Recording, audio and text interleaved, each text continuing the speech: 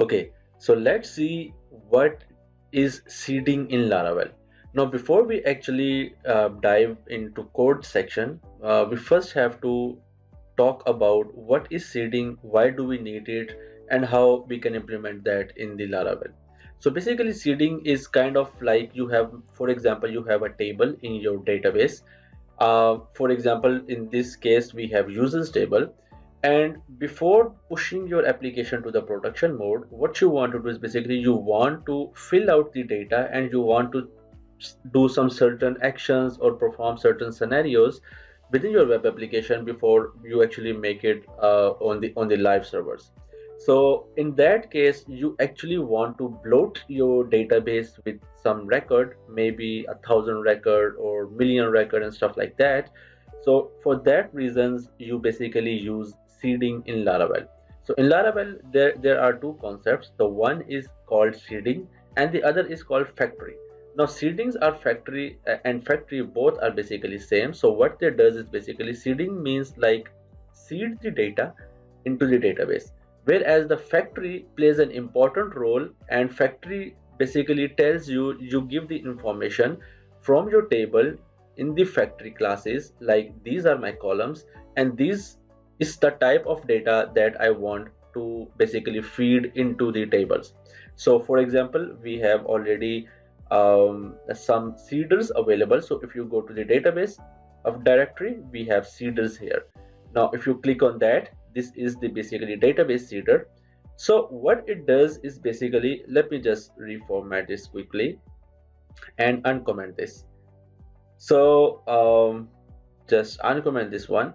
So there are two ways separately doing each of the stuff. The first thing is basically we are using the user model and we are calling the factory on that. And inside the factory, we are passing like, okay, this is the number of records we want to create. All right. So this will create basically the number of records in our database. And the other method is basically we are directly specifying that create these columns here. Okay, so these two work simultaneously. If you do not want to create factories separately, you can define the method like this one. And on the other hand, if you have created factories in Laravel, you can use this approach, and this is basically far better approach than this one, because this approach will obviously bloat your this function here. So let me show you the factories here. So if you go to the factories directory and user factory, now here let me just reformat this quickly and remove the unwanted commenting top here, like so. Okay, so what factory is basically has, so factory is every factory that you create with the Laravel. Obviously I will show you how you can create factories and seeders as well, but in this case, any factory that you will create will have a function called definition, and inside the definition you will specify all of your column names that you want to fill in. Obviously that should not be the all column names, obviously those that you want to fill in. And by using the with the help of faker library, now this is basically a faker library, and with that library you can use any sort of attributes or functions on that. So if you go and search out on Google or GitHub, you will see that the faker library has a bunch of or maybe hundreds of functions available, depending upon the needs that you need. So for that case, we have name, we have email. So in this case, these emails will be unique and safe emails, so obviously they will not belong to any real person. Then now function is obviously a PHP function, and so this is basically all the faker functionality stuff here.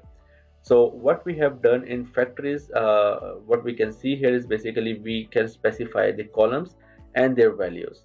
So let me just comment this out and let's run the database seeder. Okay, so in order to run the database seeder, what we need to do is basically we need to type in php artisan db seed, and if I hit command, and you will see that the information is seeding database. And if I come back here, so currently we have 2 records, and if I refresh it, you can now see we have 10 more records here, and all of these records are basically unique emails, different names, passwords are different. So obviously password is the same, will stay the same, but the name and the emails are different. And you can basically pass any more columns here that you have in your database tables. Now the next thing is basically you can increase the count here. So let's say I will set it to 1000. Now just let me seed back again, and now you can see that the database is seeding. Okay, now it's done. So currently we have 12 records, and if I refresh the page, we now should see 1012 records. There you go. So now we have 1012 records, and you can see that from this perspective is basically in order to test your application, seeding the database is really easy. Instead of like going manually and filling out the forms and stuff like that, that might take a long hours or maybe a couple of days in order to like fill in the 1000 records. Apart from that, you can just use the factories and seeders. Okay, so this is that's how basically the factories work. So now let's create a factory, a seeder first of all, and the factory, and we will try to fill in this posts table here. All right, so let me create a seeder here. So php artisan make seeder, and I will name it as post seeder. Now let's hit enter. Now the seeder is created, and inside this directory, if I open it up, you can see that this contains a run function. So this run function is basically when you run the migration, sorry, the seeding, so and you specify this class name, which is the post seeder, this function will automatically trigger. All right. And what we can do here similarly with the same approach, the first we are going to play with this approach, this the highlighted comment, and then we will talk about the factories. So let's say post factory and then create, and inside this create method we have a title here. So let's basically fill the title here. Everything else is basically nullable, so just want to fill in the title. So I will say title, and I will use fake here, and I can use the title here as well. Okay, now this has a lot of options here, so for now let's use the title like so. There are other bunch of options available online, we can check that as well, but for now, or maybe let's say we can use let's actually quickly go ahead and check what Faker library does offers us. So if you head over to fakerphp.org, and you will see a bunch of options available here. Okay, so this title is basically, we are not going to use that because this is certainly mainly related to the Mr. or Mrs., and these are the prefixes here. So what we are going to do is basically we are going to use a kind of text here.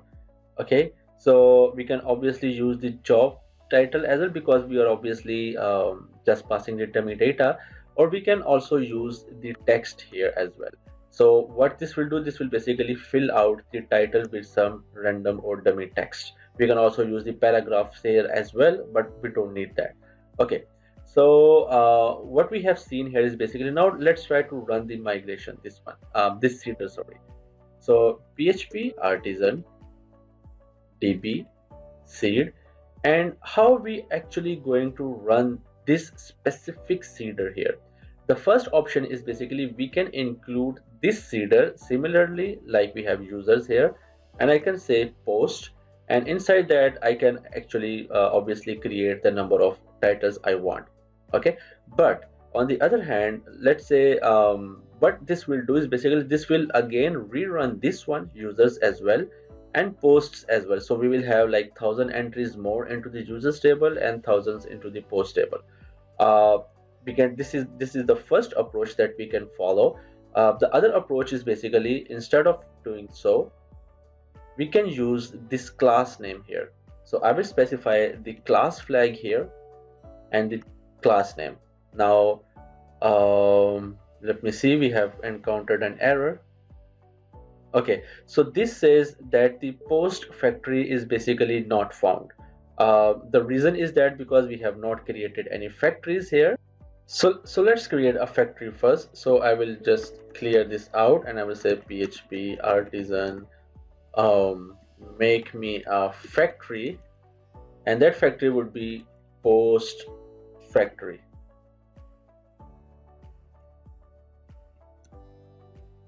like so. And just like we have the user factory here, we now also have the post factory, and this similarly has a definition function. Obviously you can see that we do not have any other function as we have in the users factory, because that was just basically written by the Laravel. So what I'm going to do here is I will just say title should be the fake and this should be the text one, like so. Now, if I try to run this one more time, okay, again we are encountering an error. So this time it says like the price doesn't have a default value. Let me see what columns are actually required. So prefix and price are basically required here. So what I'm gonna do is basically I'm gonna fill this price with fake and maybe digits, random digits. Okay. The next is basically prefix. So I'm gonna just hard code this to because we have hard coded values here. So I'm gonna just say Mr. here, and let's copy all these functionalities here to this post seeder. So I will just replicate this here as well. Okay. Now let's clear this out and give this a shot. Okay, so now if I just check our database here, and let me just set this to primary descending. Now you can see that we have a dummy title here. The price is basically the 3 here, and the text is basically the prefix Mr. Okay, now let's say what if I want to like load the posts table, and I want to have insert this more than 1,000 records. Okay, so in that case what I can do is basically I can specify inside the factory that I want the 1,000 columns or 1,000 rows. So one more time, seeding the database, and this should work this time without throwing any error. Okay, so now if I refresh, and we now have 1,019 records here. So all of the time you can see that the prices are different, but the prefix still stays the same because we have hard coded this one, and the title is obviously the different as well. Okay, so that is basically a quick introduction of how you can utilize the faker libraries with the seeders and factories. And obviously you can check more about fakers online over the internet. That's about it, and I will see you in the next one.